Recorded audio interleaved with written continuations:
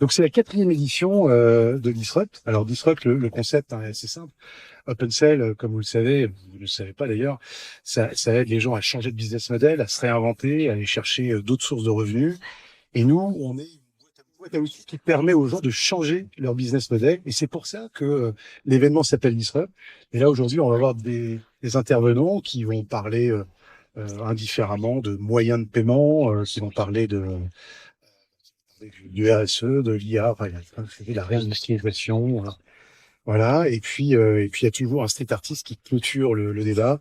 En parlant d'art, je suis très content ce soir que Romain ait répondu présent. On vous les présentera tout à l'heure. Vous faites un grand speech de retard par OpenSell, mais je pense que vous avez peut-être envie de savoir un peu ce qui s'est passé dans les 12 derniers mois, puisqu'on s'est vu à peu près il y a un an pour certains d'entre vous. Alors déjà, on a réussi dans un contexte économique qui était un peu tendu à faire un bridge pour continuer notre transformation. Et notre partenaire C20, qui est représenté par David ce soir, à qui on remercie de nous avoir accompagnés une nouvelle fois. Merci. C'est une levée de fonds, c'est pas pour faire juste une levée de fonds, c'est pour gérer une transformation. Et OpenSell est en train de se transformer. Transformer, évidemment, il y a plusieurs axes. Notre produit qui est important, on a sorti la V16 du produit. Alors, pour ceux qui connaissent pas bien OpenSell, là, j'ai parlé chinois, mais globalement, on a sorti une V16, il y a une V16.1 qui arrive depuis quelques jours, si tout va bien.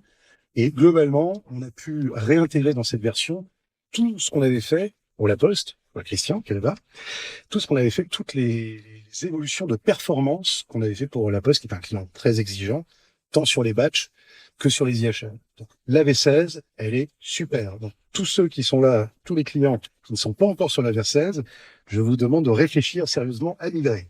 Antoine est d'accord? Il est d'accord. Pour faire court, OpenSell, ça a été lancé en disant nous, on va faire tout de suite la version Advanced. On a fait la version Advanced, sauf qu'il y a plein de clients aujourd'hui qui, alors, nos amis postiers, aussi Christian, parce que je te vois, eux, ils savent parfaitement de quoi ça parle. Sauf que nos nouveaux prospects qui sont là, des fois, ils disent il y a beaucoup de choses dans vos écrans, c'est quand même très fourni. Voilà. Donc, on a essayé de retravailler ça intelligemment pour refaire une version. Et donc, fin juillet, si tout se passe bien, on aura une version montrable, parce que l'idée c'est pas de travailler en chambre, hein, l'idée c'est pas de travailler juste, c'est pas de travailler entre nous. On va vous montrer cette version, on va travailler avec vous, et la phase 2 d'Apollo 2, ce sera pour la D17, pour la fin d'année, et là on aura une version industrialisable, qui sera utilisée par tout le monde. Et comme il y a une phase 2, il y aura une phase 3. Mais là je vous en dis pas plus, il faudra venir à Disrupt 2025. Est-ce qu'on peut faire un speech aujourd'hui sans parler d'IA? Paola me dira que non, puisqu'elle a réussi dans la disruption à parler des TPE et d'IA formidable. Donc nous aussi, chez OpenSell, on a regardé l'IA, on a regardé alors avec peut-être, alors on l'a tous regardé avec nos yeux. Alors moi, avec mes yeux de CEO qui a 52 ans, j'ai dit ok, c'est super, donc c'est le buzzword qui marche bien.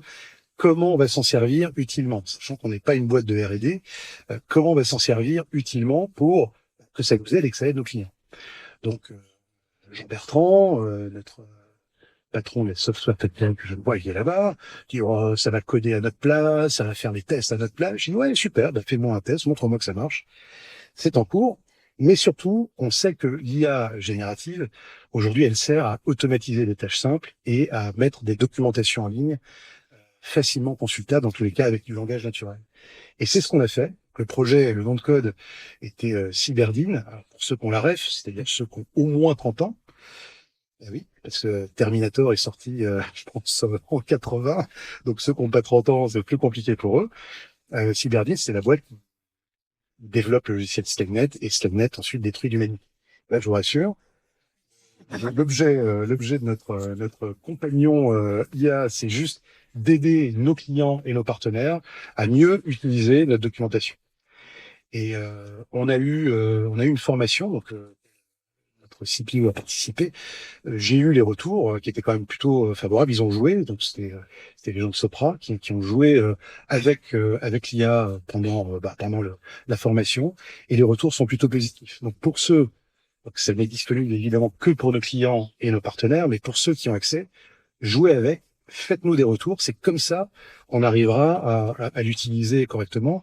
Et d'ailleurs, il y a un effet que je trouve très très positif, c'est que en posant des questions, notamment Emmanuel, je regarde là, il s'est rendu compte que l'IA répondait n'importe quoi. Et en fait, l'IA répondait n'importe quoi parce que l'information n'était pas dans la documentation. Donc, c'est aussi une façon de revenir et d'enrichir intelligemment la documentation. Super intéressant. Pour mettre ça en place, on s'est fait aider, et comme il est là, je vais le citer, Sébastien Messéan. C'est tout pour moi. Je vous demande un tonnerre d'applaudissements pour notre premier intervenant, en la personne de Jérôme Prenel.